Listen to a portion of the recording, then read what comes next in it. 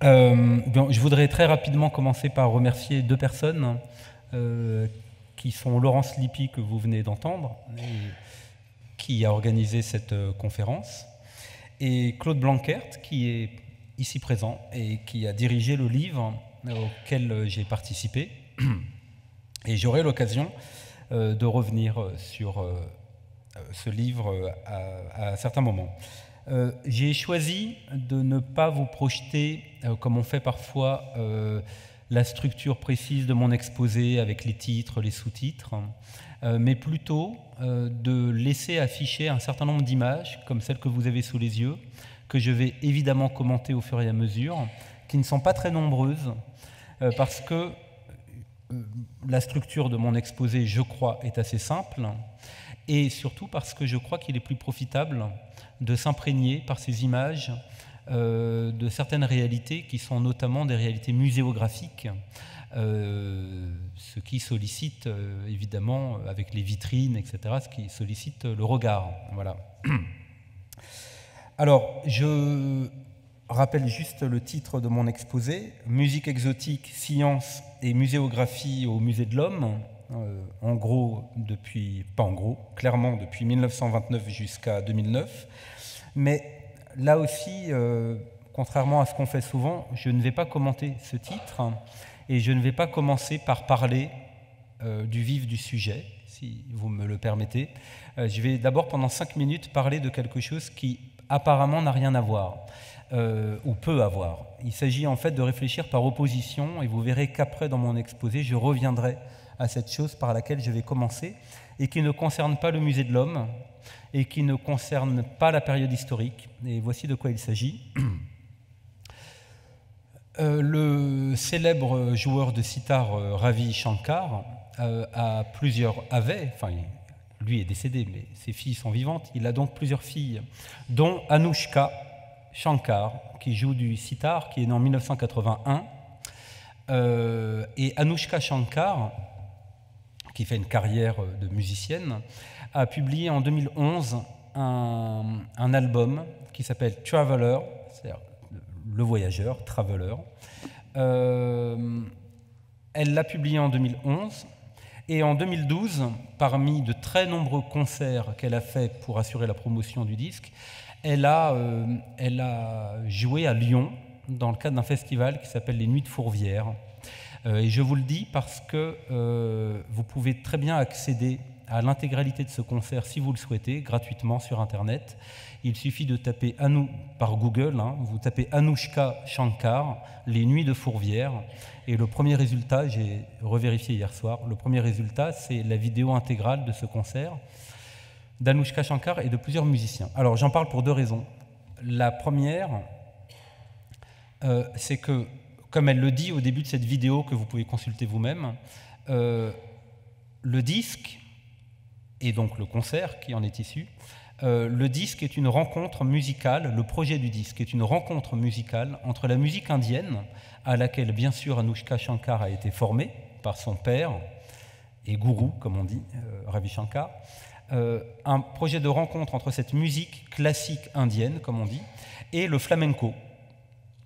Les musiciens sur le disque comme au concert sont pour moitié des musiciens de la grande tradition classique indienne et des musiciens de flamenco. Et donc le concert que vous pouvez voir en ligne est très très clair. On voit très bien cette rencontre, ce métissage, ce dialogue entre deux traditions musicales. C'est la première chose.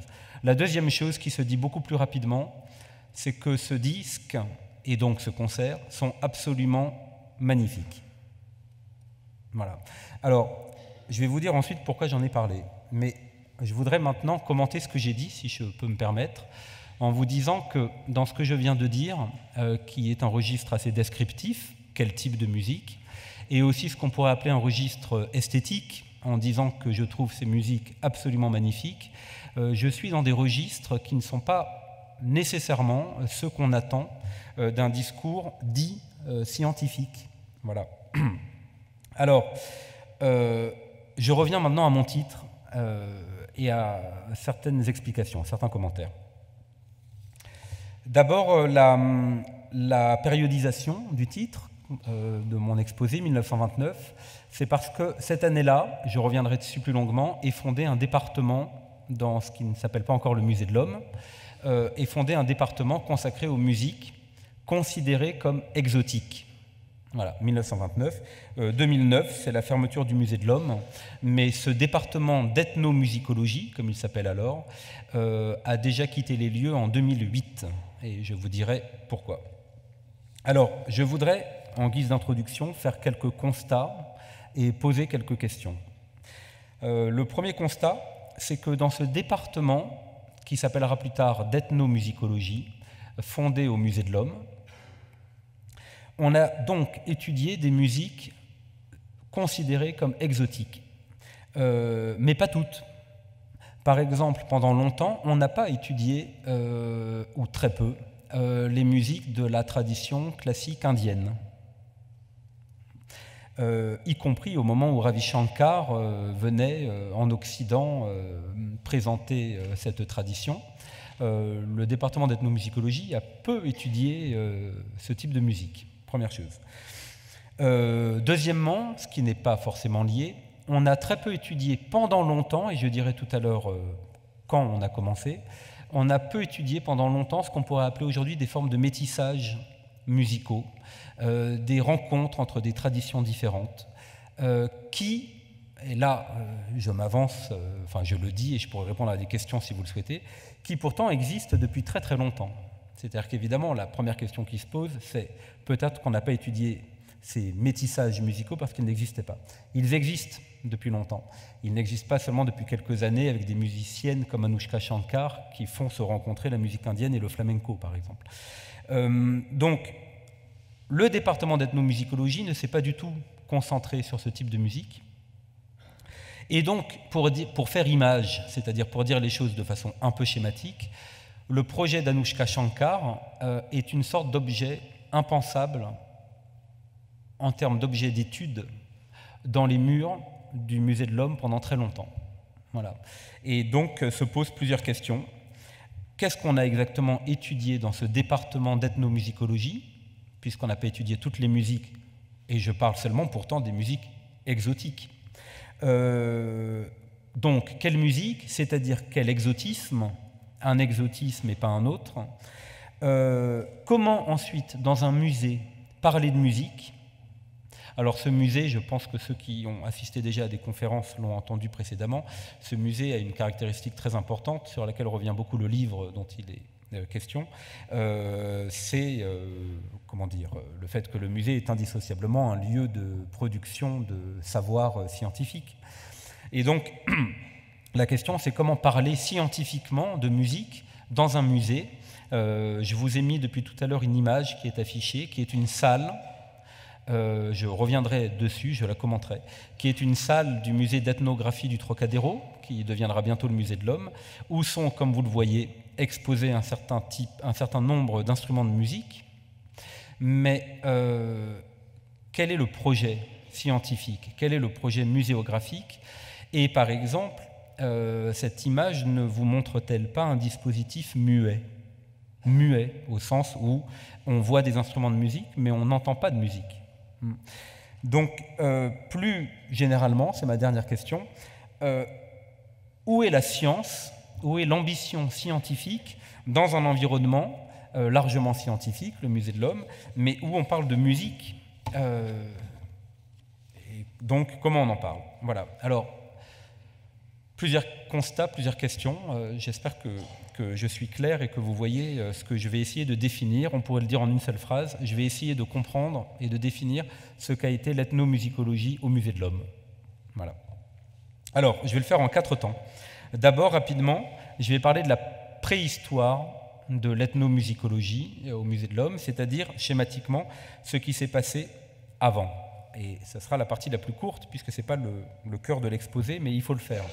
La première chose, c'est que le terme ethnomusicologie est apparu autour de 1950. Je pourrais revenir dessus sur des éléments au moment des questions, si vous avez des questions. Je pourrais rentrer vraiment dans le détail. Disons qu'il apparaît à l'échelle internationale autour de 1950 et qu'il est proposé en France par un homme dont je vais beaucoup reparler, André Scheffner, en 1954. Et dès cette année, 1954, l'ancien département d'ethnologie musicale, j'en reparlerai également, s'appelle le département d'ethnomusicologie. Simplement, voilà, si le mot apparaît en 1950, la réalité qu'il désigne est beaucoup plus ancienne, évidemment. Alors, sans remonter très très loin, parce que ce serait un autre exposé, il y a au XIXe siècle des folkloristes, des ethnographes qui partent en Afrique, en Asie ou ailleurs, et qui sont très curieux des savoirs et des pratiques musicaux, des savoirs musicaux et des pratiques musicales considérées comme exotiques. Tout le monde s'accorde pour dire que dans le dernier tiers du XIXe siècle, la naissance de l'enregistrement sonore a été un moment absolument décisif. Il l'a été pour des raisons techniques, parce que l'enregistrement sonore, à partir des années 1870, mais en fait la décennie où on commence vraiment à enregistrer sur le terrain des populations, par exemple indiennes, amérindiennes aux États-Unis, c'est les années 1880.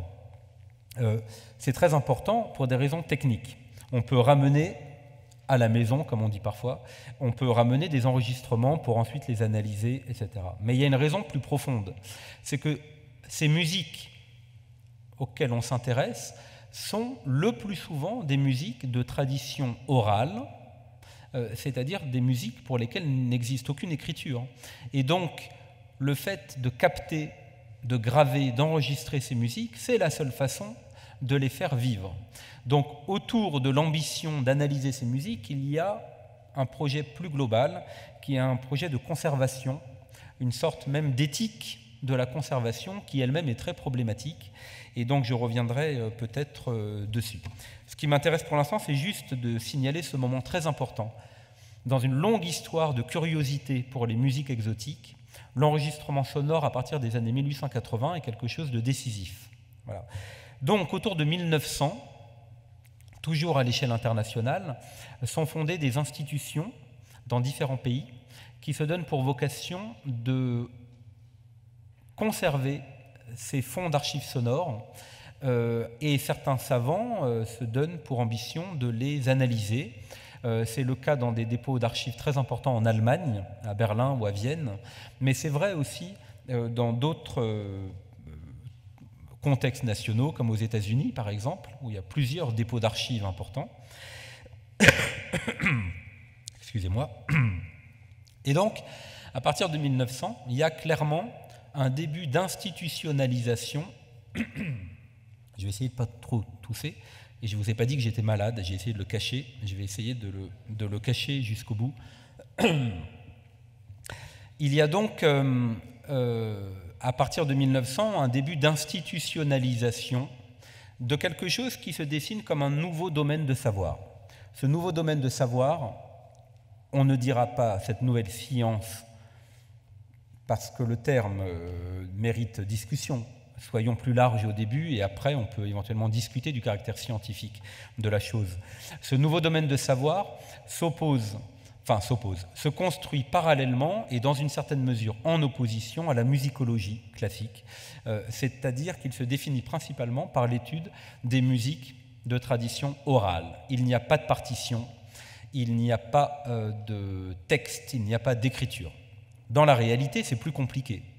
Je fais une parenthèse, il y a de nombreuses musiques exotiques pour lesquelles existe de l'écriture musicale. Évidemment pas le solfège, qui est une invention occidentale, mais il y a des types d'écriture, par exemple dans la musique tibétaine, il y a des types d'écriture pour transcrire la musique. Donc, quand je dis de tradition orale, c'est premièrement globalement de tradition orale, malgré quelques exceptions, et deuxièmement, ce qu'on croit à l'époque être de tradition orale, alors que nous savons mieux aujourd'hui qu'il y a certaines traces, certaines tentatives de graphisme musical. Voilà. Alors, maintenant, rapidement, le contexte français. André Scheffner, que vous voyez là, André Scheffner est un homme qui a pour faire vite, une formation musicale, on dirait musicologique, mais il faut immédiatement dire que nous sommes à une période, évidemment, où l'univers disciplinaire est beaucoup moins structuré qu'aujourd'hui, et il ne faut donc surtout pas s'imaginer un étudiant à l'université étudier la musicologie, il a un diplôme, pas du tout. Il a une formation assez polyvalente, qui passe en musique par la Schola Cantorum, qui est une institution importante à Paris dans la formation musicale, mais aussi d'autres institutions comme l'École du Louvre, où il découvre l'archéologie ou d'autres domaines de savoir. Il s'intéresse beaucoup à la littérature, et donc il a cette sorte de formation polyvalente, plutôt que pluridisciplinaire, qui se traduit quand même par un investissement principal dans le domaine de la musique. Il est bon musicien, il joue du piano. Je ne vous ai pas dit qu'il est parisien, il est né dans une famille de chimistes, dans le 16e arrondissement à Paris, donc il y a un certain niveau social. Et au milieu des années 1920, pour toutes sortes de raisons sur lesquelles je peux revenir si vous le souhaitez tout à l'heure, il est en contact avec une certaine avant-garde parisienne, et notamment, plus précisément, des gens qui s'occupent de ce qu'on appelle alors l'art nègre ou d'autres formes d'art exotique. Et par exemple, Georges-Henri Rivière, dont vous avez déjà entendu parler, si vous êtes venu, enfin, sans doute, Georges-Henri Rivière, avec qui il partage principalement trois choses. Le piano, les deux sont pianistes, le jazz, évidemment ce qu'on appelle à l'époque le jazz, il faut toujours revenir à l'histoire, le jazz, tous les deux aiment le jazz, et ces arts exotiques qui s'exposent à l'occasion de certaines expositions. Voilà. Ce qui explique que quand Paul Rivet, en 1928, est élu à la chaire d'anthropologie du Muséum d'histoire naturelle, et quand Paul Rivet demande le rattachement à sa chaire d'anthropologie du musée d'ethnographie du Trocadéro, et donc quand le même Paul Rivet demande à Georges-Henri Rivière de l'aider à restructurer le musée d'ethnographie du Trocadéro, Georges-Henri Rivière, à son tour, se tourne vers cet ami, André Scheffner, qu'il connaît depuis plusieurs années, et lui propose d'intégrer cette institution, le musée d'ethnographie du Trocadéro, pour s'occuper des instruments de musique. Et ça, c'est une chose absolument fondamentale et qui est non seulement durable, mais qui explique beaucoup de choses pour de longues décennies à venir. Donc cette chose, c'est quoi exactement? C'est qu'un homme qui n'avait pas de rapport avec l'ethnologie, qui n'avait aucune connaissance de l'Afrique, il n'était jamais allé en Afrique. Il avait simplement, en plus d'écrire sur Stravinsky, sur certains musiciens, donc une tradition plutôt classique, savante, occidentale, classique, Debussy, Stravinsky, il avait simplement écrit un petit livre sur le jazz, très très important, paru en 1926. C'est pas exactement un livre, c'est un gros écrit, je pourrais expliquer si vous le souhaitez ce que c'était, mais où il s'interrogeait sur les origines africaines du jazz. Mais ce livre, où pourtant il s'intéresse principalement aux origines africaines du jazz, il ne l'a pas du tout écrit en allant en Afrique, certainement pas. Il l'a écrit à partir d'un vaste corpus bibliographique, c'est-à-dire qu'il est allé en bibliothèque, il a beaucoup lu, et il a écrit une synthèse de tout ce qu'il avait lu. Je reviendrai dessus. Alors,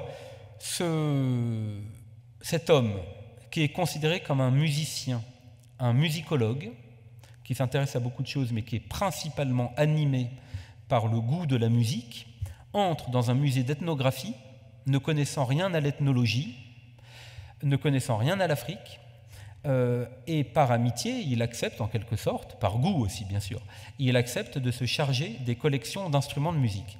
Ces instruments de musique n'avaient pas un statut particulier. Il n'y avait pas du tout, dans l'ancien musée d'ethnographie du Trocadéro, il n'y avait pas du tout un département, une salle, encore moins une personne se chargeant des instruments de musique. Donc il y a là quelque chose qui est le début d'une spécialisation, et je vais évidemment revenir dessus. Voilà. Alors, je voudrais passer à mon deuxième point, qui est donc ce qui se passe à partir de l'arrivée de Schaeffner dans ce musée en 1929. Schaeffner qui est donc à l'origine de l'institutionnalisation de ce qu'on appellera plus tard l'ethnomusicologie, mais encore une fois, le terme n'existe pas du tout à l'époque. Alors, la première chose à vous dire, c'est que cet André Schaeffner est chargé du service d'organologie musicale, c'est le terme officiel qu'on trouve dans les archives, jusqu'en 1933. Alors, être chargé du service d'organologie musicale, ça veut dire quoi? L'organologie est un terme utilisé à l'époque depuis longtemps, et pas seulement en France, pour désigner l'étude des instruments de musique. Il est donc logiquement chargé du service d'organologie, parce qu'il est chargé d'un service, comme je l'expliquais tout à l'heure, dont la légitimité vient de la présence d'instruments de musique parmi d'autres objets ethnographiques, des masques, des arcs, des costumes.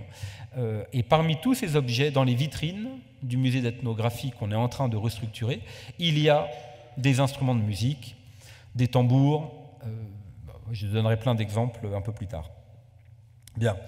Alors, logiquement, on peut identifier une sorte de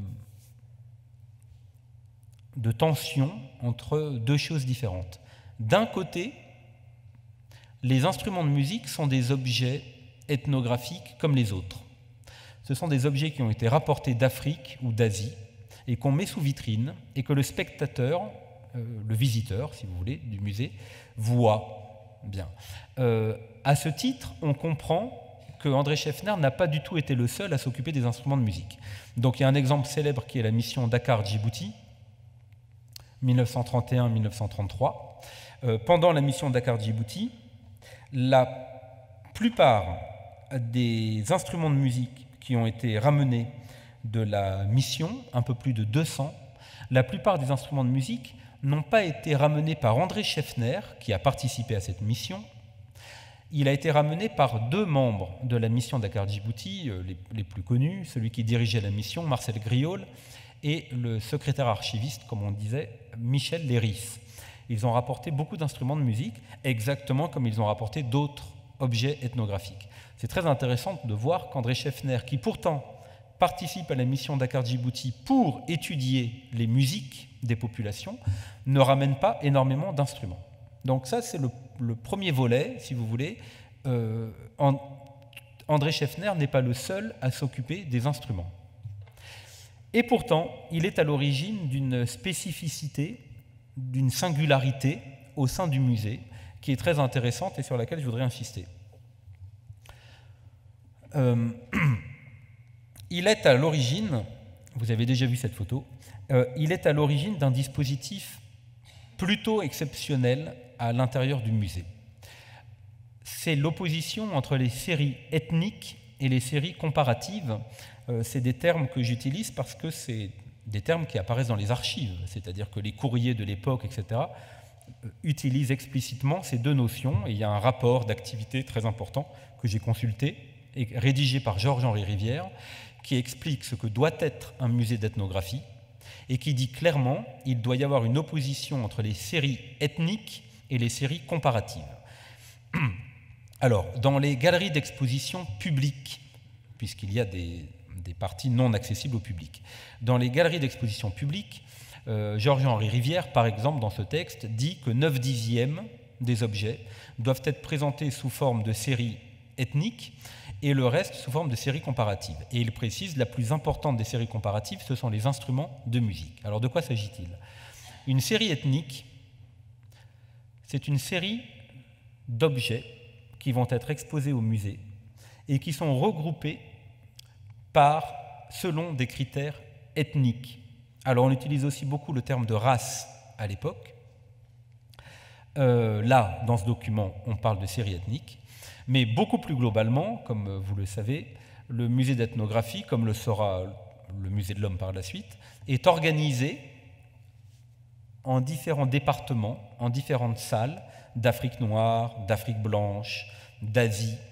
Et le dispositif muséographique est la traduction muséographique d'une ambition scientifique qui est de décrire les groupes ethniques. Alors, ça serait une très longue discussion d'expliquer, enfin, comment dire, on pourrait s'arrêter évidemment pendant 1 heure sur cette question d'ethnie et de race, mais moi, ce que je voudrais dire ici, parce que c'est le plus important, c'est que la proposition d'André Scheffner, et c'est ce que vous avez sous les yeux, c'est de ne pas exposer les instruments selon ces catégories géographiques, donc en l'occurrence ethniques, mais de les regrouper par type organologique, c'est-à-dire par type d'instrument de musique. Les instruments doivent être classés, tous les instruments du monde doivent être classés selon des critères sur lesquels je reviendrai, qui ont un rapport avec la matière de l'instrument, par exemple. Ce ne sont pas des critères culturels, c'est-à-dire pourquoi on utilise tel instrument de musique, dans quel rituel. Non, ce sont des critères,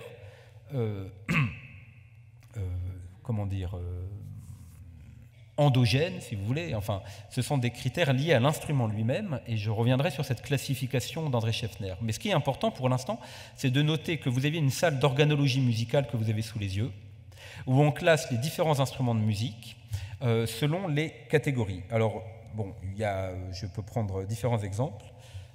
Je vois le temps qui passe et surtout, je vais moins vite que je ne pensais, donc je vais avancer.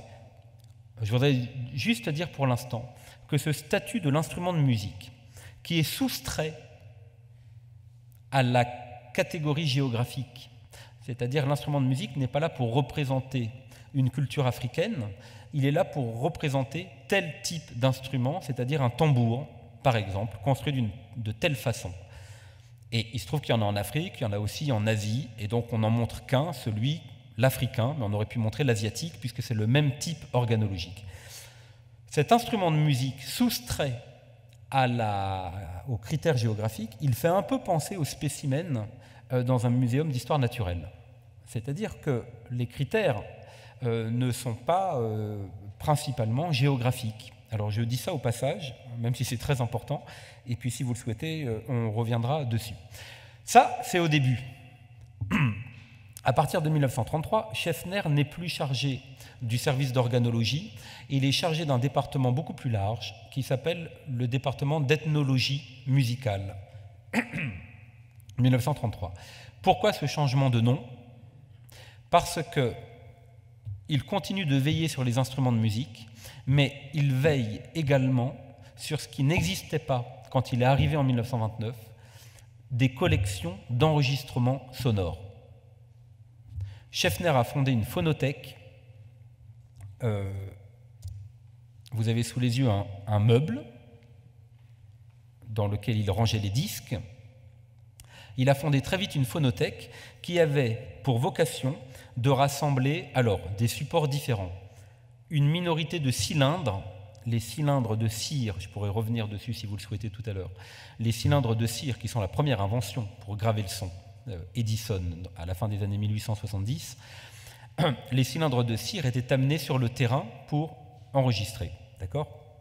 Mission Dakar-Djibouti ramène 25 cylindres de musique africaine.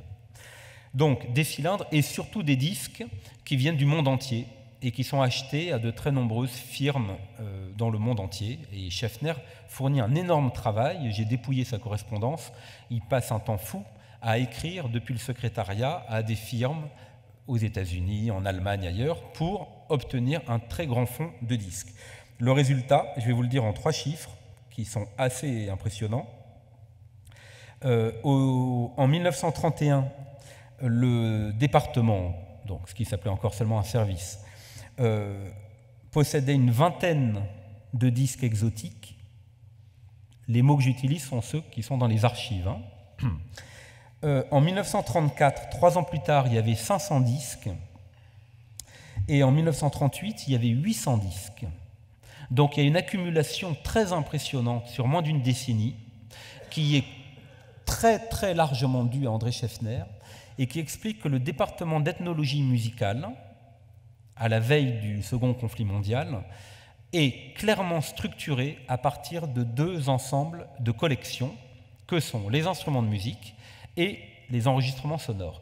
J'insiste là-dessus parce que cette idée d'une complémentarité entre deux fonds, on la retrouve dans des écrits très récents, et c'est en quelque sorte l'identité institutionnelle, muséographique du département d'ethnomusicologie du Musée de l'Homme. Alors, puisqu'on a un élément stable, une structure, si vous voulez, autant tout de suite insister dessus. On peut dire clairement que depuis les origines, les premières années, le début des années 30, la mission Dakar Djibouti, jusqu'à la fermeture du département d'ethnomusicologie au Musée de l'Homme, il a déménagé, je vais vous expliquer comment, mais en tout cas jusqu'aux derniers instants du Musée de l'Homme, il y a eu revendiqué de façon très forte cette complémentarité qui faisait toute l'identité d'un département. Et après, autour de ça, il s'est passé plein de choses que je vais raconter, mais cette complémentarité est stable pendant toute la période. Voilà. Alors, un nouveau changement apparaît en 1954. En 1954, le département d'ethnologie musicale, toujours dirigé par André Scheffner, son fondateur, devient le département d'ethnomusicologie. Donc j'ai dit au tout début que le mot était apparu vers 1950. Institutionnellement, au Musée de l'Homme, il est donc présent en 1954. Alors pourquoi un changement de nom? Il n'y a pas de raison, enfin c'est ce que je pense, il n'y a pas de raison liée à l'histoire du Musée de l'Homme. Il n'y a pas de raison liée à l'évolution du travail d'André Scheffner ou de quelques personnes qui travaillaient autour de lui et dont je vais parler après. La raison est plutôt globale, internationale, et relève de l'évolution de l'ethnomusicologie dans son ensemble. Il y a de plus en plus de savants à cette époque qui prennent leur distance avec ce qu'on appelait la musicologie comparée et qui revendiquent de plus en plus un changement, une transformation qui suggère, qui suppose un nouveau terme, une nouvelle terminologie. Alors, pour faire vite, la musicologie comparée, comme on l'appelait, comparée entre différentes traditions nationales exotiques, c'est ça que ça veut dire. La musicologie comparée était portée le plus souvent par des postulats évolutionnistes qui allaient par exemple, qui essayaient par exemple de comprendre les origines de la musique et mettaient cette musicologie-là, des musiques exotiques, au service d'un projet beaucoup plus global qui dépassait complètement l'entreprise strictement musicologique, qui était de retracer l'histoire complète de l'humanité, de l'être humain, etc. Donc l'évolutionnisme est probablement l'une des raisons principales de l'écart des nouvelles générations par rapport à la musicologie comparée. La deuxième chose, probablement, c'est, je reviendrai dessus, l'ambition ethnographique, c'est-à-dire le besoin d'aller sur place, faire du terrain pour étudier des musiques, c'est ce qu'on appelle aujourd'hui de l'anthropologie, alors que beaucoup de spécialistes de musicologie comparée n'étaient pas ethnographes.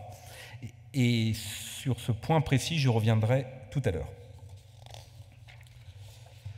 Dernière étape d'un parcours institutionnel, avant de passer à d'autres choses. Dernière étape, la fin des années 1960.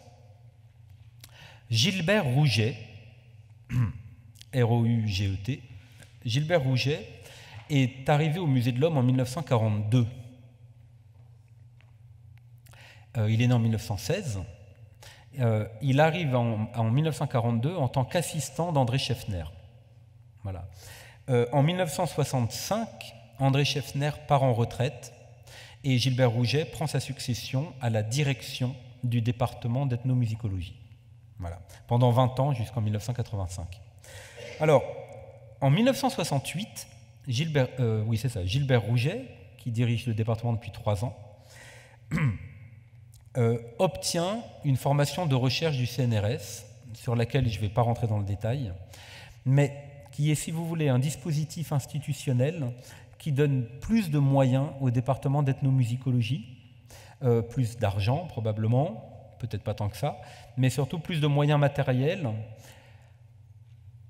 un ingénieur, un poste d'ingénieur qui s'occupe exclusivement du département d'ethnomusicologie et surtout des machines, un équipement technologique. Alors, je pourrais décrire pendant une demi-heure ces machines, ce n'est pas très intéressant. Ce qui est plus intéressant, c'est de comprendre que ces machines permettent de comprendre une évolution dans ce qu'on appelle l'ethnomusicologie. Et c'est ça dont je vais parler rapidement. La machine en question s'appelle le sonographe. S-O-N-A-graphe, G-R-A-P-H-E. Le sonographe permet de produire des sonagrammes, c'est-à-dire des transcriptions graphiques. Sonagramme, transcription graphique du son. Transcription du son. Bien. Alors, pour faire très vite, un sonographe, vous lui soumettez un enregistrement sonore et il génère un papier, un schéma, au début en noir et blanc, aujourd'hui en couleur, qui est une sorte de diagramme, si vous voulez, avec deux axes, et qui permettent de représenter beaucoup de choses. Alors, je ne vais pas vous rentrer dans le détail. Simplement, le sonagramme, la trace écrite, permet de représenter des choses qu'on ne savait pas représenter avant, et notamment par le solfège. Le solfège, comme beaucoup d'entre vous le savent, permet de représenter la hauteur des sons, c'est-à-dire qu'un Do et un Mi s'écrivent ailleurs sur la portée. Ça permet de représenter dans une large mesure le déroulement rythmique, chronologique. Une blanche est 2 fois plus longue qu'une noire. On peut écrire des choses relatives au timbre sur une partition d'orchestre. On ne peut rien faire de plus qu'écrire violon ou violoncelle pour expliquer qui joue telle partie de l'orchestre. Donc on imagine le timbre. Et Mozart entendait la ligne de violon, et donc quelqu'un qui sait lire une partition entend le violon. Mais ces différents éléments, et l'intensité bien sûr, plus ou moins fort, fortissimo, etc. Tous ces éléments sont peu objectifs, très impressionnistes, c'est-à-dire FF pour dire que qu'on joue très fort, c'est purement subjectif, c'est en fait, si vous voulez, du domaine du relatif. C'est plus fort que piano et encore plus fort que pianissimo. Le sonographe, pour la première fois, apporte une forme d'objectivité.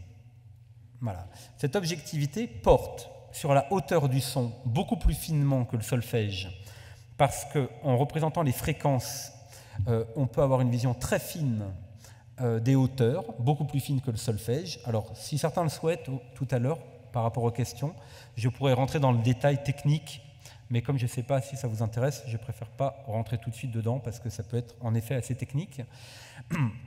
La hauteur du son est beaucoup plus précise et objective.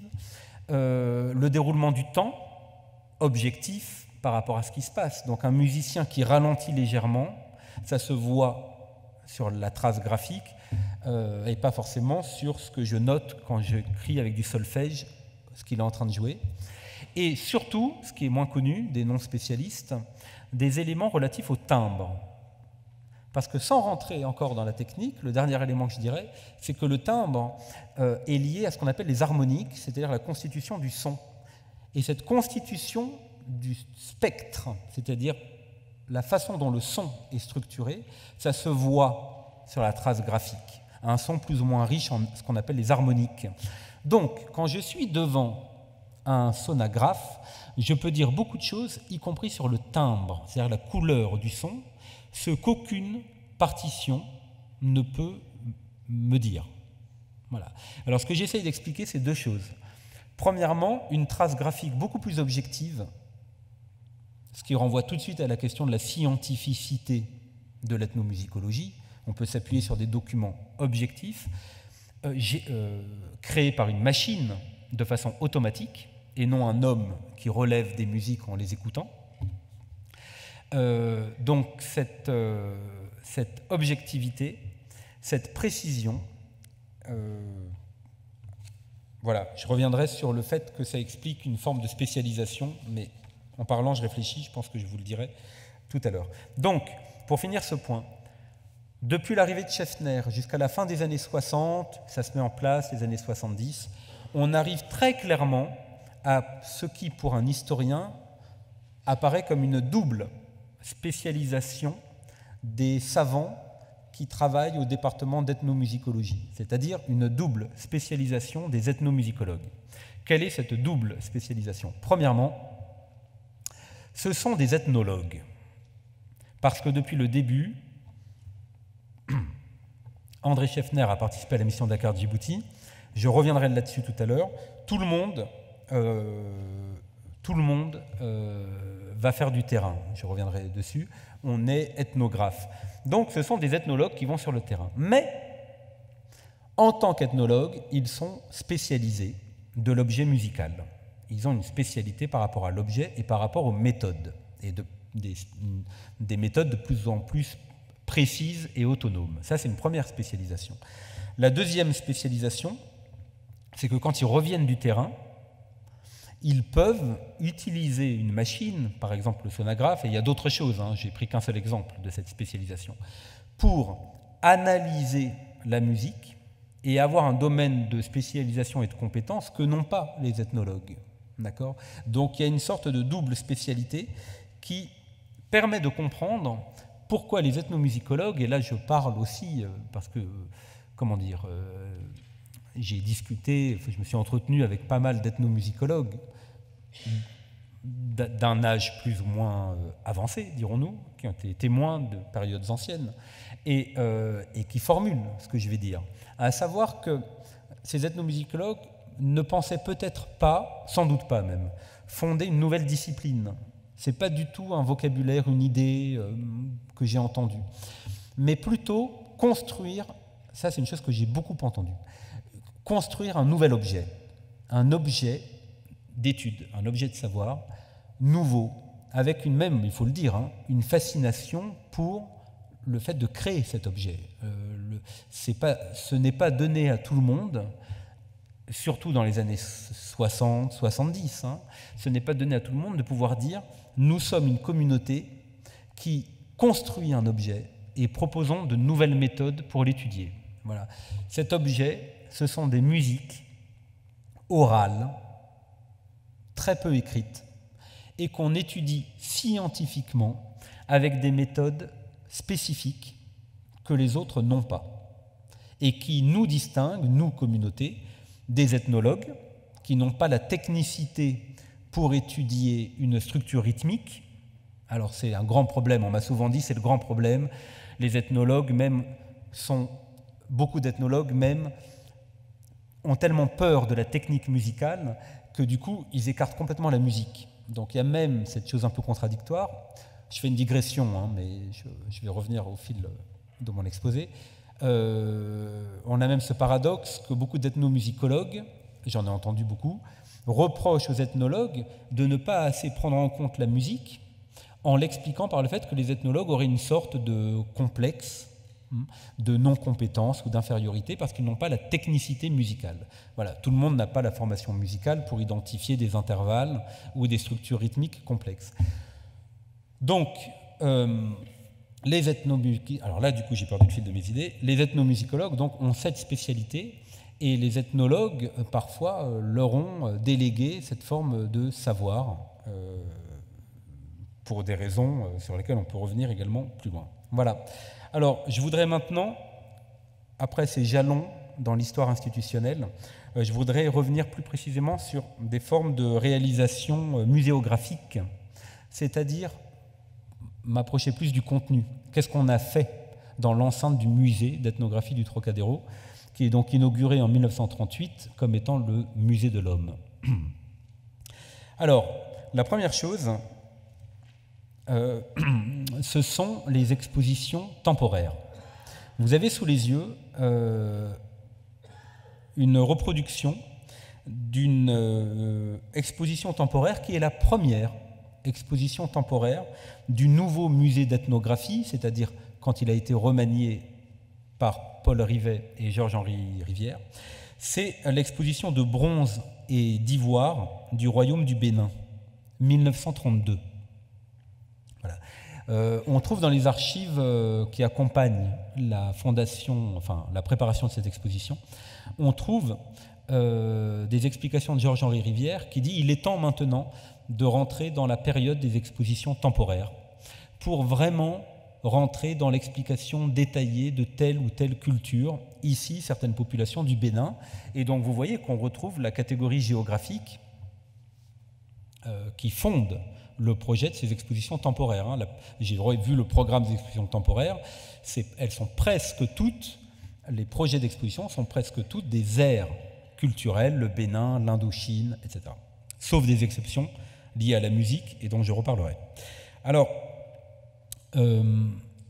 cette exposition qui dure plusieurs mois, André Scheffner, qui veille sur le service d'organologie, il va y participer d'une façon très spécifique et très, très novatrice pour l'époque.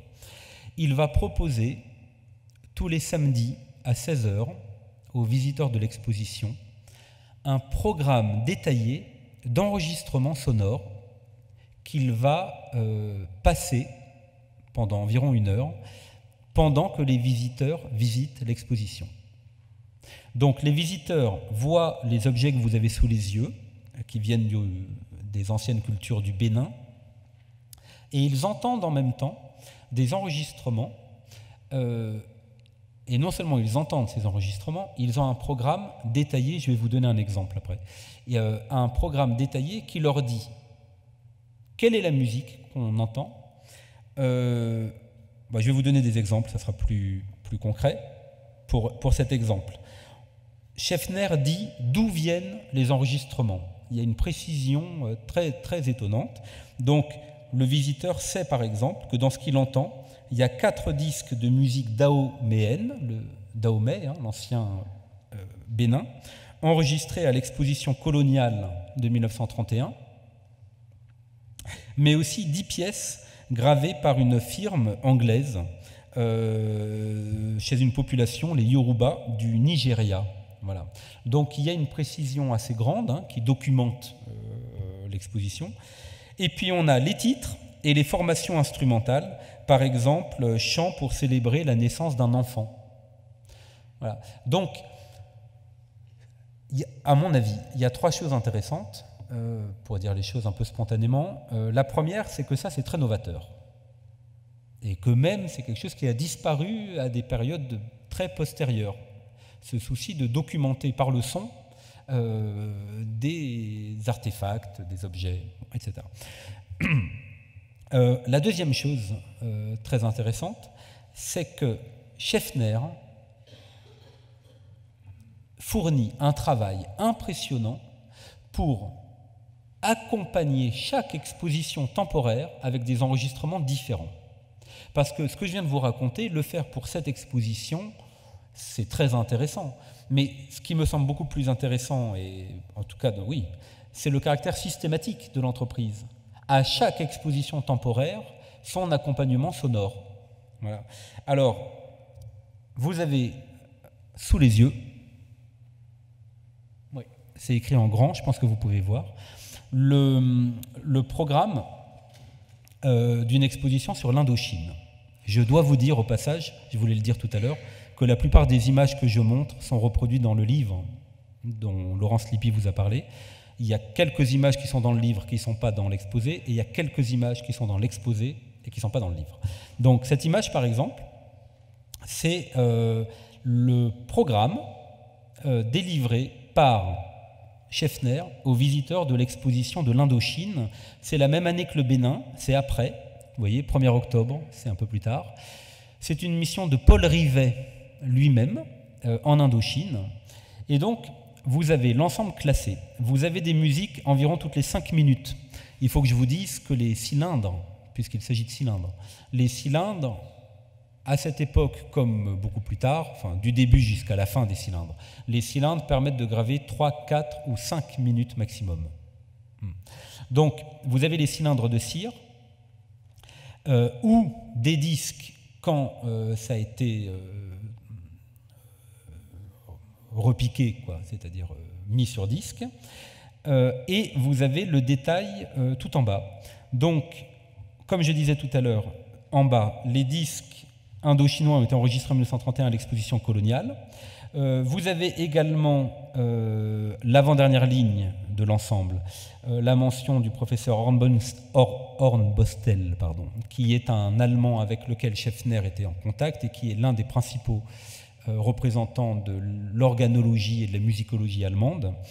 Et donc, vous avez le souci du détail avec les titres et parfois les instruments ou la formation, c'est clair avec la fin, le gamelan ou chant et orchestre à la fin de la page. Voilà. Alors, je vous laisse ce programme et je parle d'autre chose. Ça, c'est la première chose importante sur le plan muséographique de Schaeffner, je crois. La deuxième chose, c'est sur le plan de la muséographie elle-même, faite par André Schaeffner. C'est, pour prendre que quelques jalons et quelques exemples, l'inauguration de la salle des arts et techniques en 1959. En 1959, André Schaeffner et André Leroy-Gourhan ont organisé eux-mêmes une nouvelle salle, la salle des arts et techniques, dont vous avez ici un texte très important qui vient directement des archives et qui décrit cette salle des arts et techniques. Alors, je vois le temps qui passe, donc je ne vais pas dire tout ce que j'avais prévu sur Leroy-Gourhan. Et si vous avez ce que je propose, c'est que s'il y en a qui le souhaitent, je reviendrai sur André Leroy-Gourhan pour redire très schématiquement que cette réalisation de 1959, indéniablement, cette réalisation conjointe, indéniablement, c'est le résultat des travaux parallèles de Schaeffner et de Leroy-Gourhan, qui sont deux ensembles de travaux très importants. Donc c'est une vraie réalisation conjointe. Ce que je crois néanmoins, ce que j'ai compris en travaillant sur ces questions, c'est que je crois que Leroy-Gourhan doit un certain nombre de choses à André Schaeffner pour des raisons de chronologie, pour des raisons institutionnelles, que ce n'est pas forcément très connu, et que ça montre en quelque sorte les circulations de méthodes, de savoir, entre des auteurs évidemment, entre des domaines de savoir. Et bon, André Leroy-Gourhan ayant une postérité très importante, probablement plus large que celle de Schaeffner, qui est dans un domaine de savoir plus circonscrit, peut-être qu'on a un peu oublié cette circulation-là de savoir. Il reste que cette salle des arts et techniques, c'est la transcription sous forme muséographique de ce que Schaeffner a fait dans son livre de 1936 qui s'appelle « Origine des instruments de musique ». Schaeffner s'est beaucoup intéressé à la filiation des instruments de musique. Son livre le plus important en 1936, c'est largement une histoire des instruments de musique classée dans une logique de complexification des instruments les plus simples jusqu'aux instruments les plus compliqués. Donc il y a une grosse réflexion sur la filiation des instruments de musique, et cette filiation, elle suppose une interrogation sur l'ensemble des instruments de musique du monde. C'est très frappant quand on lit ce livre, paru en 1936, et qu'on est habitué par ailleurs à s'intéresser à ce qui se passait au musée d'ethnographie, qu'on s'intéresse à l'ethnologie, qu'on s'intéresse à tout ça. Quand on lit ce livre, on est frappé par la capacité de Schaeffner à aller prendre des exemples dans le monde entier, voilà, pour illustrer cette longue évolution des instruments de musique. En fait, pour le dire simplement, on retrouve simplement cette dimension universelle ou universalisante qui caractérise une bonne partie du travail de Schaeffner et que j'avais déjà abordé quand j'ai parlé de la salle d'organologie musicale où il expose certains exemples de tous les instruments du monde. D'accord ? Alors, c'est peut-être le moment, j'y pense en vous parlant, de vous dire que c'est André Schaeffner qui, dès 1933, je fais une rapide parenthèse, mais elle me vient là, c'est André Schaeffner qui, dès 1933, a proposé le nom de Musée de l'Homme. Et mais donc, terme, comme vous le savez, qui sera repris avec l'inauguration en 1938. Et donc, c'est une longue discussion de savoir pourquoi André Schaeffner a proposé ce nom. Moi, je n'ai jamais trouvé dans les archives ou dans les écrits de Schaeffner une référence à sa propre proposition, une référence qu'il aurait faite lui-même. Mais ce que je crois, c'est que ce rapport à l'universel dont je parle depuis tout à l'heure, avec deux exemples différents, et qui est apparemment un rapport simplement à la musique, aux instruments de musique, on pourrait même dire de façon encore plus étroite, qui est simplement une sorte de méthodologie. Je m'intéresse à tous les instruments du monde. Je crois que ça, indéniablement, ça cache, je ne sais pas si ça cache, ça traduit une ambition universelle ou universalisante qui tranche avec certaines réalisations muséographiques du Musée de l'Homme. Ça ne tranche pas avec certains discours officiels du Musée de l'Homme, l'universalisme, les droits de l'homme, etc. Mais ça tranche avec un certain projet muséographique. Voilà. Alors, il se trouve que André Leroi-Gourhan, sur lequel je pourrais donc revenir, a également une sorte de prétention universelle dans ses méthodes et dans ses objets de connaissance. L'homme dans son unité. D'accord ? Et donc, c'est probablement ce qui peut expliquer la rencontre des deux à travers cette salle des arts et techniques.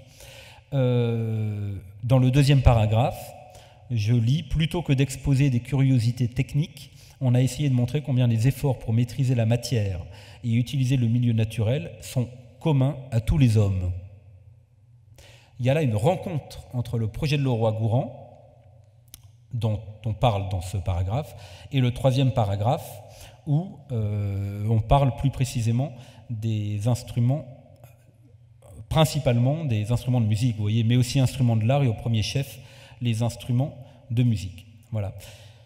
Alors, je pourrais revenir, si vous voulez, sur cette dimension que j'appelle universelle et qui me semble très importante et qui est probablement, si on essaye de parler très généralement et de ne pas se perdre dans le détail, qui est probablement l'une des contributions les plus importantes de Scheffner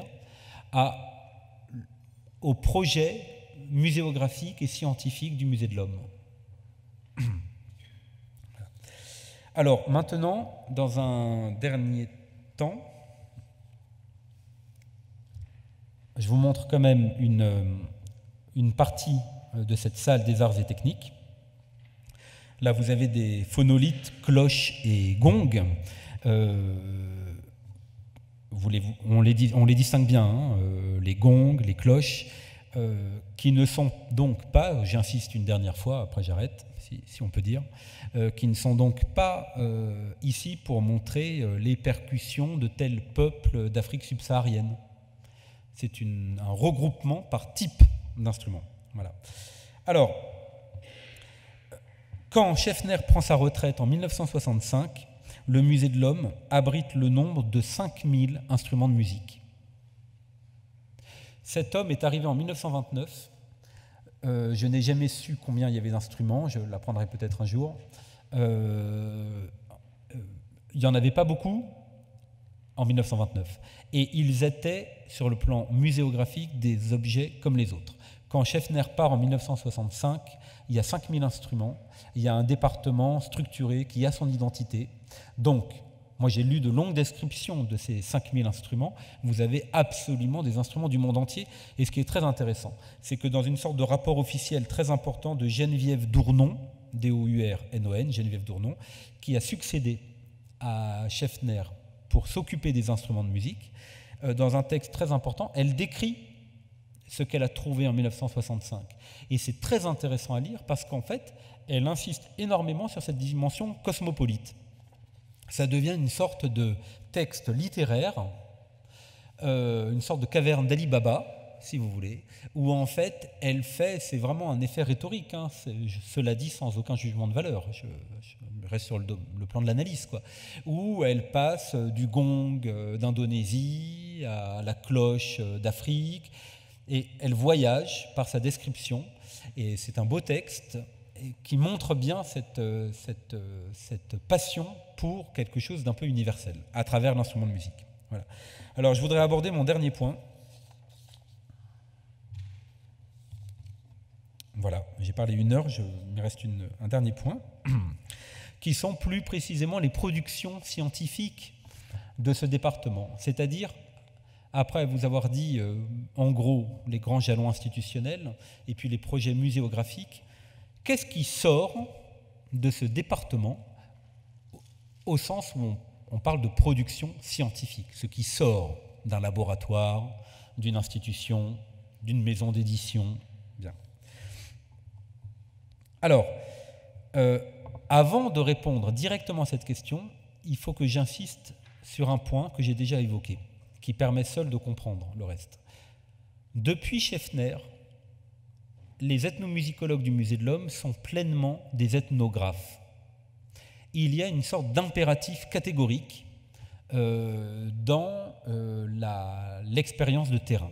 C'est une chose à la fois, vraiment, je pense, très objective. Depuis le début, la formation d'un ethnomusicologue passe par le terrain, comme un ethnologue. Mais il y a même quelque chose, quand on entend les ethnomusicologues parler, qui relève, et là il n'y a aucune différence avec l'ethnologie, qui relève du rite d'initiation, ou pour entrer dans la profession, il y a plein de gens qui ont écrit là-dessus, etc.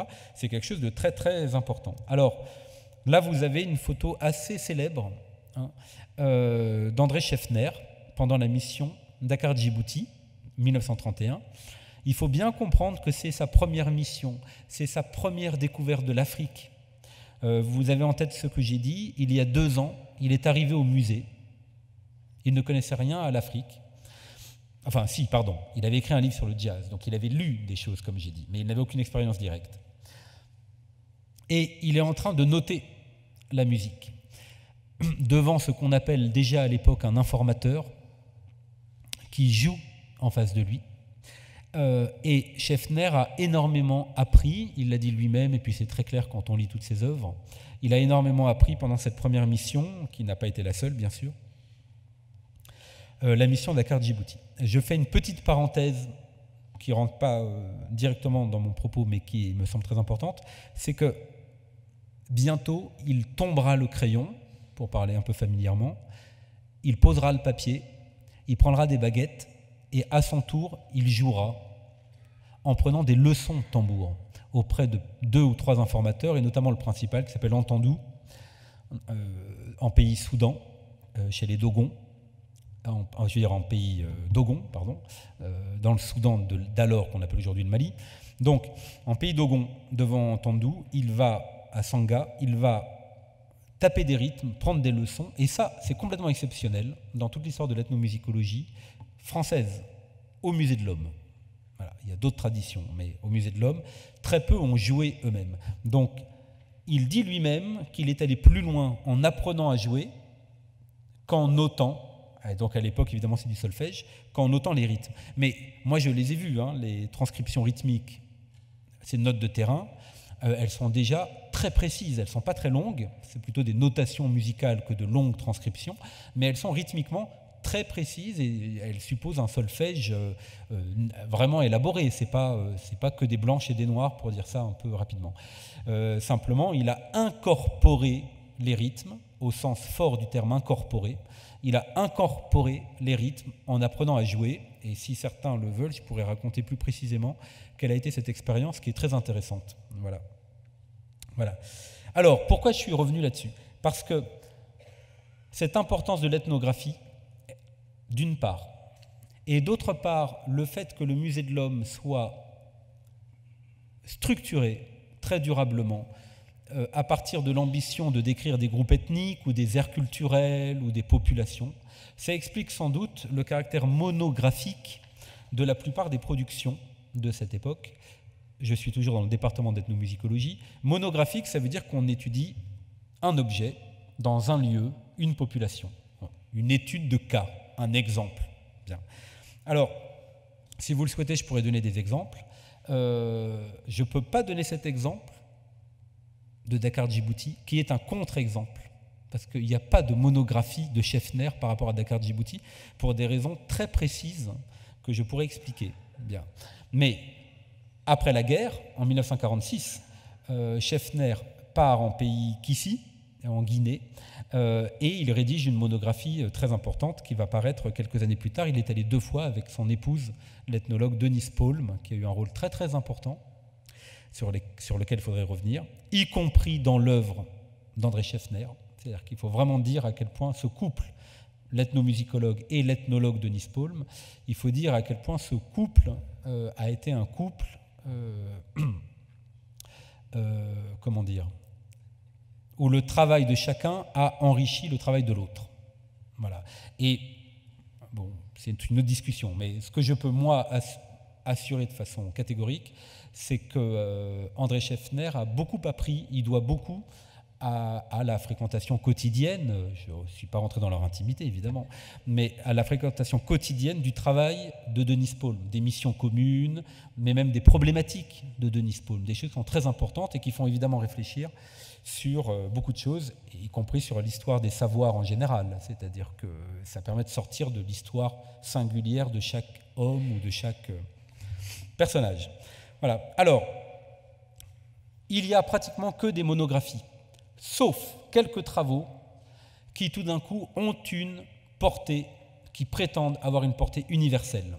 J'ai parlé du livre de Scheffner, Origine des instruments de musique, qui, très bizarrement, paraît en 1936. Scheffner vient de faire 2 missions, celle-là, Dakar Djibouti, et une autre, en 1935, Sahara-Soudan.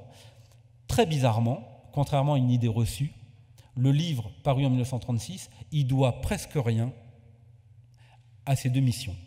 En fait, ça s'explique très simplement. Scheffner dit lui-même, je réserve le matériau récolté en Afrique à une autre publication, et cette publication ne verra jamais le jour. Mais pendant des années, il a préparé, parallèlement à ces 2 missions, le grand opus, le grand livre, si vous voulez, que je vous ai dit, à savoir une étude de tous les instruments de musique dans une logique d'évolution, de filiation, etc. Et donc, je voudrais insister là-dessus, la source presque exclusive de son grand livre, je dis presque, il ne faut pas exagérer, c'est de la bibliographie. C'est une immense bibliographie dépouillée pendant des années, Scheffner était un gros lecteur, et qui permet de lui rendre compte de tous les instruments de musique dans le monde entier. Voilà. Donc on retrouve la dimension universelle dont j'ai parlé, et qui vient par la bibliographie, logiquement, et pas par l'expérience ethnographique, qui, elle, est singulière, localisée, ponctuelle. La deuxième chose, un deuxième exemple, c'est beaucoup plus tard, Gilbert Rouget, qui a fait beaucoup d'ethnographie, notamment au Bénin. Je pourrais en reparler si vous le souhaitez, mais qui a écrit un livre, également le grand opus, comme beaucoup de savants ou chercheurs, pas tous, mais beaucoup ont le grand livre, voilà. Et alors peut-être que c'est daté aussi, ça je ne sais pas, cette idée qu'il y a le grand livre. Et donc le grand livre de Gilbert Rouget, c'est La musique et la trance, paru en 1980, et qui est le résultat d'au moins 30 ans de travail. Alors discontinu bien sûr, mais il me l'a dit, c'est très clair, il y pensait déjà dans les années 60, etc., sinon plus tôt. Et la musique et la trance, qui est une réflexion sur les relations entre la musique et la trance, partout dans le monde, et à des périodes très différentes. La Grèce ancienne, l'Antiquité grecque, l'Afrique contemporaine, le monde arabe, la Renaissance. Voilà. Cette sorte de grande interrogation qui se promène dans le temps et dans l'espace, c'est très principalement le fruit d'une très vaste compilation bibliographique. Par exemple, la Grèce ancienne, évidemment, c'est une étude précise de certains passages de Platon, etc. Et voilà, enfin, la partie ethnographique est peu présente. Donc on trouve un point commun ici avec Scheffner, alors que par ailleurs Rouget était très ethnographe. Voilà. Je pensais peut-être parler de l'analyse musicale, je ne vais pas le faire. Et je vais passer tout de suite au dernier point. En fait, j'avais annoncé un dernier point, mais c'était mon avant-dernier, parce que je voulais dire des choses sur l'après. L'après, parce que j'ai parlé à peu près que jusqu'aux années 1980, alors que mon titre, qui est peut-être un peu trompeur, s'arrête en 2009. Alors, pourquoi ? Parce que, à partir des années 1980, on passe manifestement à autre chose, comme on dit rapidement, et dont nous pouvons parler par la suite si vous le souhaitez. J'ai fait la liste de 3 ou 4 choses qui expliquent dans la globalité pourquoi tout ce que je viens de décrire est moins d'actualité à partir des années 1980. Alors, il y a indéniablement un nouveau... C'est très dur de dater les choses dans les évolutions globales. Il y a quand même le sentiment qu'il y a une évolution importante dans les années 1980, peut-être dans l'ensemble des sciences de l'homme. Je ne vais pas prendre le risque de trop généraliser, parce que, mais en tout cas, clairement dans l'anthropologie, il y a ce qu'on appelle des nouveaux objets de l'anthropologie, et il y a très clairement de nouveaux objets de l'ethnomusicologie. L'une des choses indéniables, c'est l'attention à, comment dire,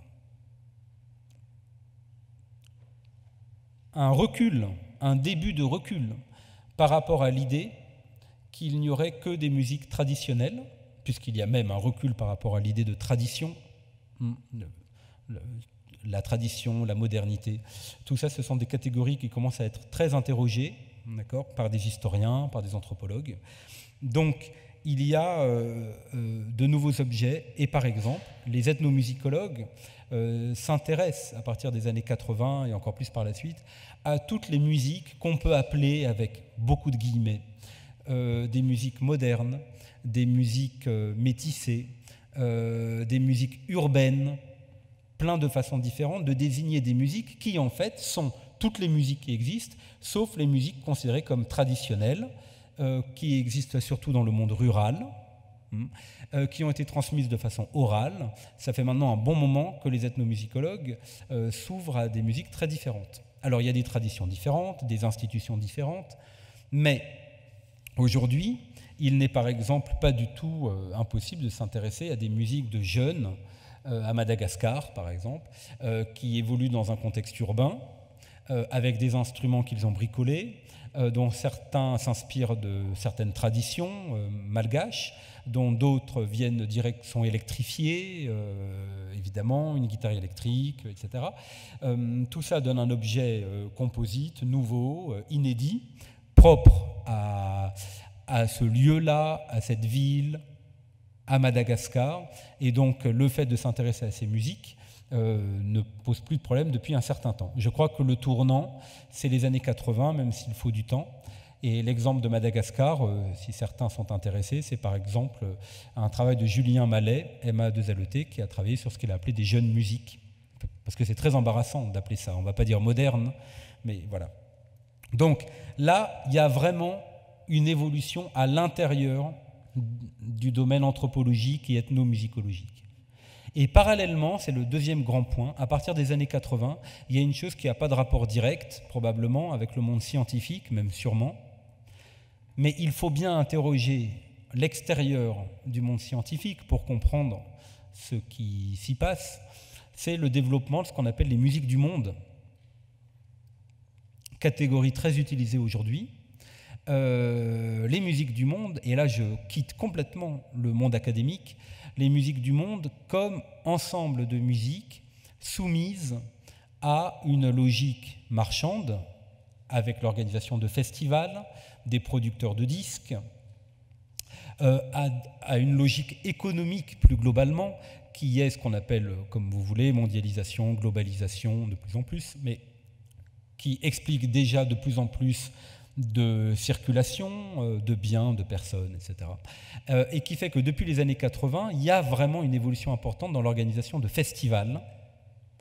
Et donc, il y a vraiment le sentiment qu'on passe à autre chose. C'est-à-dire qu'il y a quelques personnalités, Ravi Shankar, par exemple, quelques personnalités qui, depuis très longtemps, présentaient en Occident des traditions, leurs traditions musicales considérées comme exotiques, mais évidemment, à partir des années 80, il y a une ampleur complètement inédite qui n'a fait que s'amplifier jusqu'à aujourd'hui et qui indéniablement pose la question de ce qu'est le savoir ethnomusicologique, ou pour le dire de façon beaucoup plus concrète, que fait un ethnomusicologue spécialiste d'une culture, d'une région, d'une tradition musicale, quand des musiciens représentant cette tradition viennent faire des concerts à Paris, à la Villette, à Bordeaux, au Rocher de Palmer, ou ailleurs.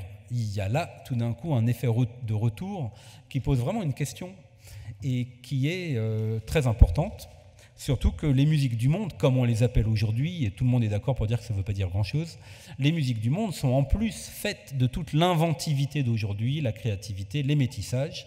Par exemple, Anouchka Shankar, jouant avec des musiciens de flamenco, et évidemment qu'Anouchka Shankar ne se demande pas comment réagirait un ethnomusicologue. Elle ne fait, c'est ce que je suppose, hein, mais ça me semble évident, elle ne fait que poursuivre un chemin artistique qui est complètement aboli de toutes ces considérations. Voilà. Alors, la question ultime, c'est que deviendra l'ethnomusicologie dans le nouveau musée de l'homme ? Puisque, au moment de la fermeture de l'ancien musée de l'homme, les collections d'ethnologie étant parties pour le musée du Quai Branly, ce qui concerne plus précisément l'ethnomusicologie, ça a été une grande division contre laquelle ont lutté tous les ethnomusicologues du musée de l'homme, à ma connaissance, en tout cas les plus importants institutionnellement se sont beaucoup battus, parce que la collection d'instruments de musique est partie au musée du Quai Branly, et vous pouvez la voir aujourd'hui, quand vous allez au musée du Quai Branly, notamment dans ce grand silo en verre derrière lequel on voit les instruments de musique. On revient, en quelque sorte, à l'idée que les instruments de musique sont des objets ethnographiques comme les autres. Bien. Mais les enregistrements sonores, eux, sont en dépôt à la Bibliothèque nationale de France, étant la propriété du Muséum d'histoire naturelle et du CNRS. Et donc, il y a une division entre les deux grands ensembles de fonds qui faisaient l'identité du département. Et Gilbert Rouget lui-même, qui a dirigé ce département, a écrit, dans une revue d'anthropologie, a écrit un long texte pour lutter, quelques années avant le démembrement de ces collections, pour lutter contre ce qui s'annonçait, et il n'a pas été entendu. Donc, le centre de recherche qui était attaché au Musée de l'Homme est parti, il s'appelle aujourd'hui le Centre de recherche en ethnomusicologie, il est basé à Nanterre, et donc il vit sa vie scientifique, si on peut dire, mais rien n'annonce une identité forte de l'ethnomusicologie dans le nouveau Musée de l'Homme. Je ne peux pas en dire plus parce que je ne suis pas évidemment dans le secret des dieux, mais il y a plusieurs points où l'ethnomusicologie est très installée aujourd'hui. Voilà, alors pour finir, et je vais conclure. Que sera l'ethnomusicologie telle qu'elle a vécu au Musée de l'Homme ? J'ai là donné quand même un petit semblant de réponse. Pas grand-chose dans le nouveau Musée de l'Homme. Mais on peut quand même penser que l'histoire peut servir, sinon à dire ce qui va se passer, ça c'est pas possible, mais à y voir clair par rapport à une identité qui est très revendiquée, qui est très importante, qui relève souvent de la mémoire, et peut-être parfois pas de l'histoire, mais il ne faut pas non plus trop exagérer, parce que les ethnomusicologues du Musée de l'Homme, par exemple, sont des gens qui lisent, et qui lisent les historiens aussi, donc on ne va pas quand même trop séparer les deux choses. Et donc, si l'histoire sert à quelque chose, c'est peut-être de décrire, sous forme de conclusion, ce projet qui s'est incarné depuis André Scheffner dans ce musée pour la musique exotique. Alors, première chose à dire, sur toute la durée, sur toute la période, l'ethnomusicologie n'a pas été qu'une forme d'ethnologie s'intéressant à la musique. Après tout, les ethnologues eux-mêmes peuvent s'intéresser à des choses différentes. Il y en a même qui se spécialisent, qui vous disent je travaille surtout sur le chamanisme, je travaille surtout...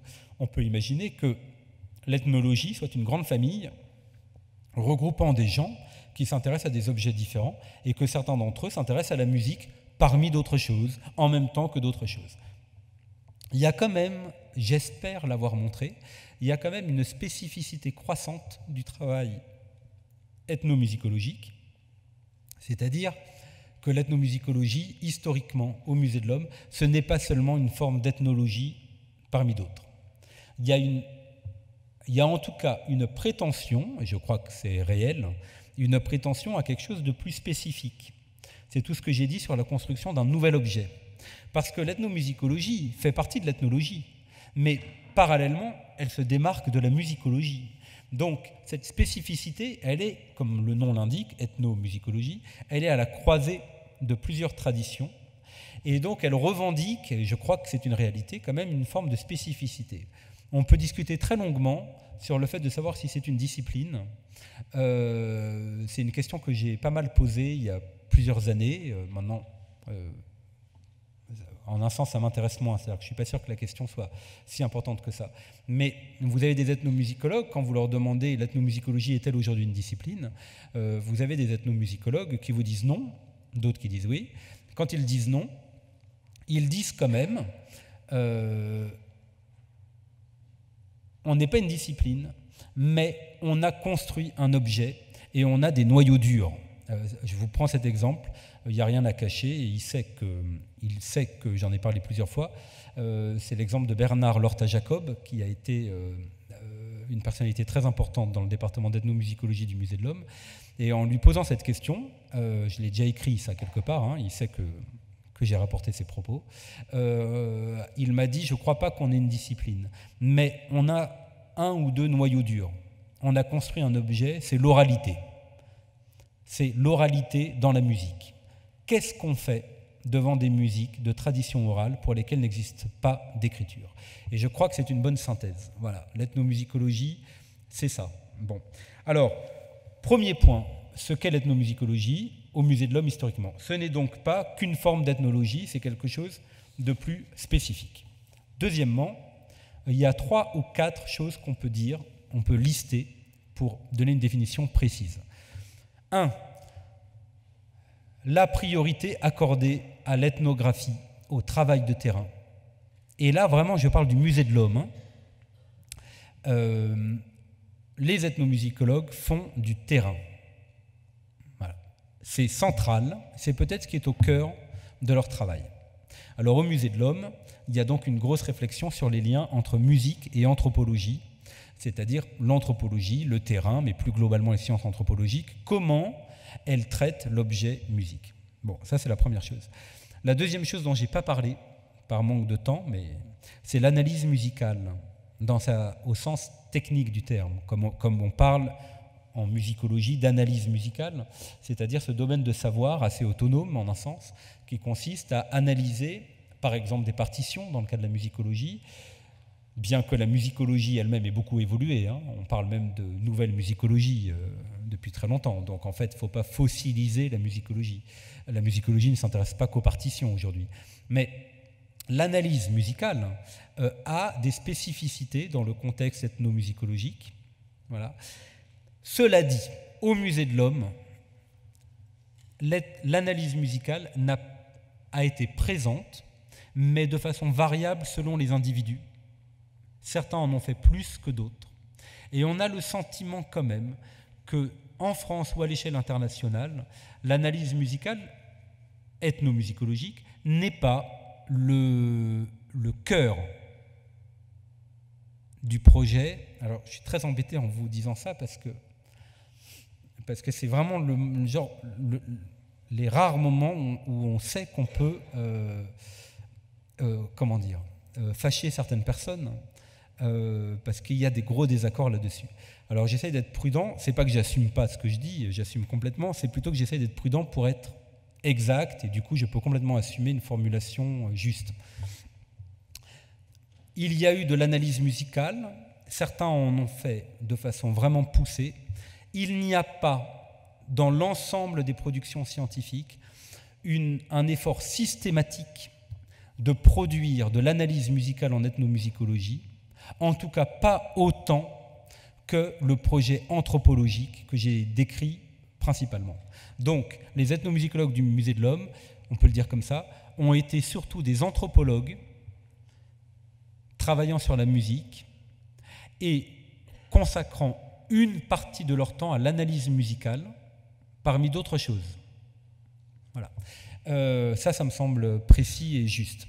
En France, plutôt à l'écart du Musée de l'Homme, vous avez un ethnomusicologue qui s'appelle Simra Arom, qui est très connu des gens qui s'occupent d'ethnomusicologie parmi vous, mais ce n'est pas le cas de tout le monde.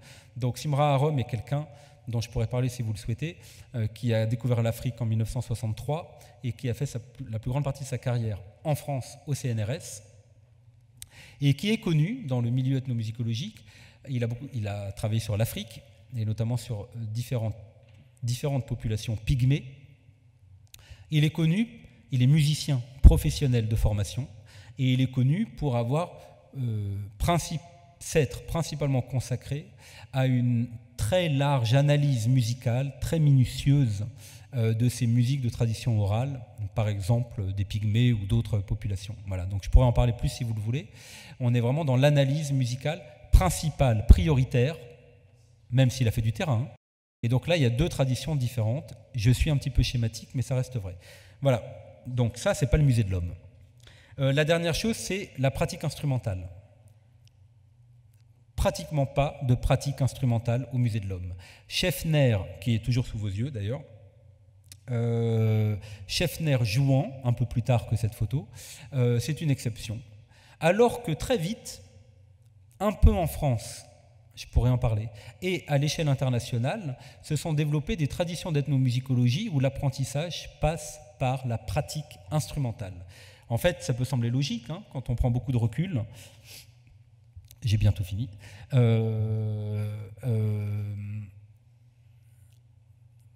Quel meilleur moyen que jouer soi-même du sitar, dans le cas de l'Inde, quel meilleur moyen de connaître la musique indienne. Voilà. Bon, mais en fait, au musée de l'homme, on a très peu appris soi-même, pratiqué. Voilà. Alors, le temps tournant, je vais prononcer 2 ou 3 dernières phrases et j'aurai fini. La dernière même, parce que je crois que c'est le moment. L'ethnomusicologie au musée de l'homme, ça a été l'étude de musique considérée comme traditionnelle, dans une perspective principalement anthropologique, et ce, au moins jusqu'aux années 1980. Ça a été une certaine spécificité, mais dans un cadre muséographique qui a quand même déterminé beaucoup de choses. Voilà, je vous remercie.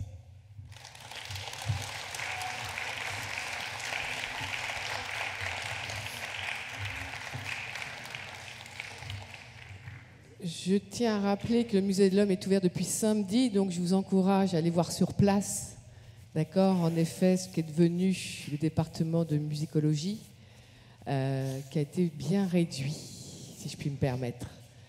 Mais voilà, ce qui était intéressant, c'est de voir en effet tout le travail, tout ce qui a été accumulé auparavant. Et Brice Gérard a bien expliqué ce qui avait déjà été évoqué auparavant, c'est qu'une grande partie des collections sont parties en effet au Quai Branly. Est-ce que vous avez des questions à poser à Brice Gérard? Attendez, excusez-moi. Il y a la Cité de la musique. Vous pouvez nous dire la différence entre la Cité de la musique et... Non, ça n'a rien à voir, justement. Allez-y. Laurence, non? De quoi? D'expliquer la différence, non? Ou Cité de la musique, vous voulez que je le fasse, mais... Ça vous préférez? Alors, il y a beaucoup de différences, mais vous voulez dire aujourd'hui ou Bon, alors, je vais juste te dire quand même que la Cité de musique est beaucoup plus récente que le Trocadéro, d'accord? Que, en effet, alors je pense que c'est plus une culture musicale européenne à la Cité de la musique, si mes souvenirs sont bons, à moins que ça ait changé. Ce qui n'est pas le cas. Alors, Brice, vous allez quand même me confirmer. Le principe de l'ethnomusicologie qui fait un lien entre la culture exotique, je dirais, et la musique. À moins que vous me contredisiez, mais à la Cité de la musique, c'est plutôt des... Je ne vois pas s'il y a des sitars, d'ailleurs. Qu'est-ce qui est allé à la Cité de la musique récemment? Oui? Qu'est-ce qui veut en parler? Pour appuyer? Non? Personne ne veut plus faire des commentaires? Ah, attention, on doit.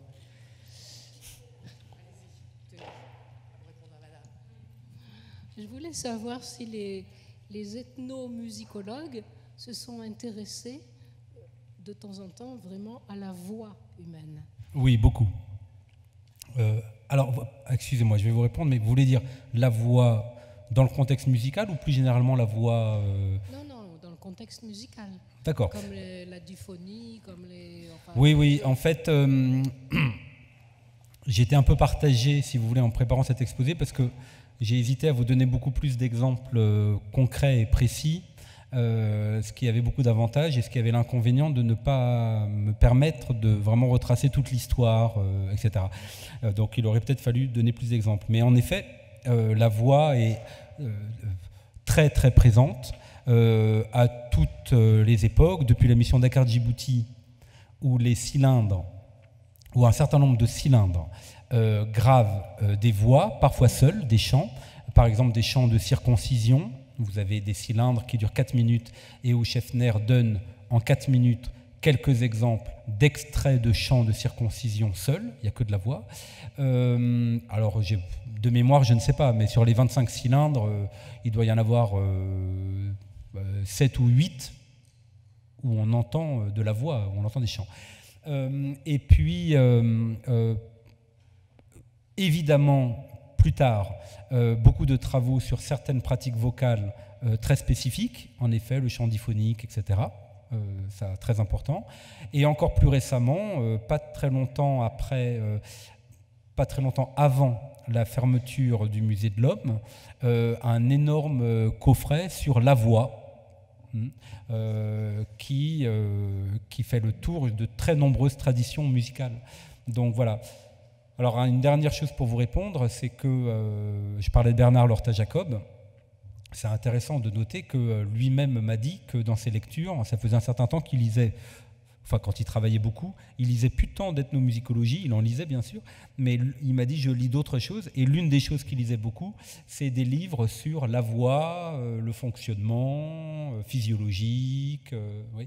Donc il y a une vraie préoccupation pour ce que c'est la voix dans la musique ou ailleurs.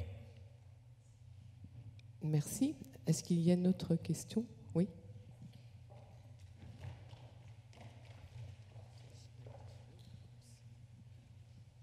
Je voulais vous parler par rapport à votre... qui semble étonnement que la fille de Ravi Shankar joue avec des musiciennes flamenco. Bon, on sait que les gitans viennent des Indes, et dans la danse, en tout cas, on a remarqué depuis très très longtemps que les danseuses de flamenco dansent exactement comme les danseuses de Kathakali aux Indes, c'est-à-dire avec le sapateado, c'est le claquement de talons et de pieds, et elles ont aussi des castagnettes qu'ont les danseuses de Kathakali, qui sont des petites... c'est du cuivre, des petites résonances. Donc on sait depuis très très longtemps que c'est les mêmes origines humaines en tout cas. Et c'est pas une surprise que les rythmes aillent bien ensemble puisqu'ils en sont issus. Oui, alors je vous remercie parce que c'est une explication très importante. Mais d'accord. Mais en fait, je me suis peut-être mal expliqué sur le fait que j'étais étonné, car je ne suis pas étonné. C'était juste pour contraster ça avec le fait que les ethnomusicologues ne se sont pas intéressés à ça pendant très longtemps. Mais sur le fait qu'il y ait cette rencontre, alors là, aucun étonnement, en effet, je connais un petit peu cette histoire et vous venez très bien de le dire. Simplement, je rajoute du coup quelque chose. C'est que Anushka Shankar, qui en ce sens est bien la fille de son père, n'a pas fait que cet album, elle en a fait plusieurs, et qu'elle est portée clairement par un projet de rencontre et de métissage musical très au-delà du flamenco. Alors là, il y a quelque chose de différent. C'est qu'en fait, ce rapport au flamenco qu'elle a expérimenté, elle l'a expérimenté avec des musiques électroniques, avec des musiques très très différentes. Ça a donné lieu à plusieurs albums, et il n'y a que le dernier album qui a une sorte de retour aux sources, très beau d'ailleurs. Voilà. Donc, si vous voulez, en fait, j'ai pris l'exemple du flamenco et vous avez bien raison de rappeler ce que vous avez dit, mais il y a chez Anushka Shankar un projet plus vaste, au-delà du flamenco, et je voulais juste dire que c'est... Alors, ça aussi, il fallait le dire. C'est que, puisqu'on parle de ça, le frère aîné de Ravi Shankar, qui était danseur, Uday Shankar, lui-même, avant Ravi Shankar, par la danse, par ses rencontres avec des danseuses en France, etc., était dans cette logique de rencontre, etc. Donc, ces choses-là, elles existent depuis très longtemps. Moi, ce que je voulais juste dire, c'est qu'il y a une sorte d'incapacité.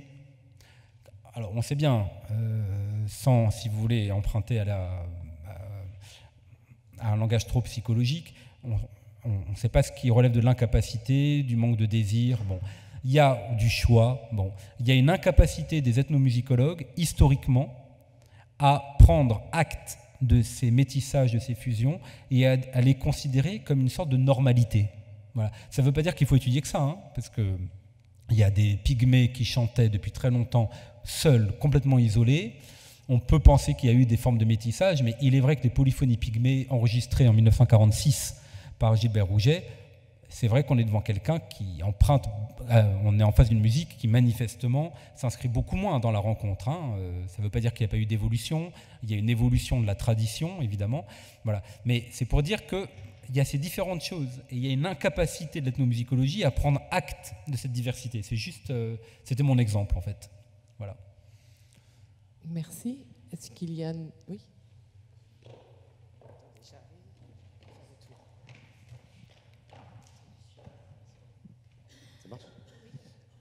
Merci Brice. C'était tout à fait passionnant. La dernière réponse répond à l'une de mes interrogations concernant les logiques métisses dans une problématique d'acculturation coloniale qui précède les musiques du monde au sens récent du terme.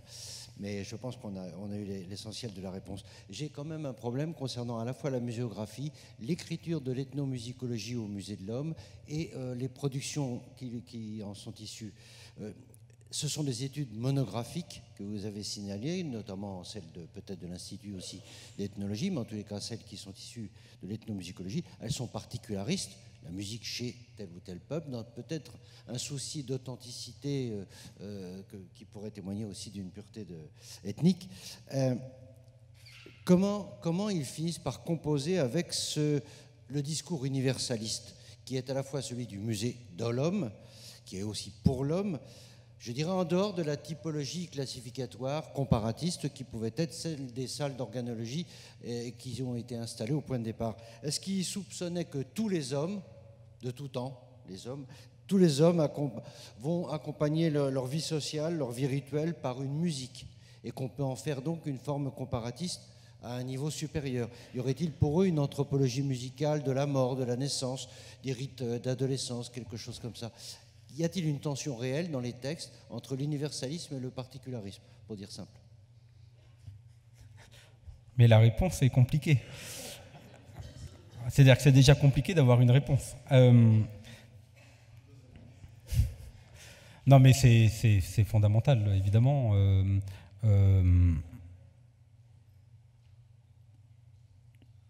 Alors, je crois que ça dépend des personnes parce qu'on est à une époque où il y a peu de personnes, donc les projets sont assez individuels.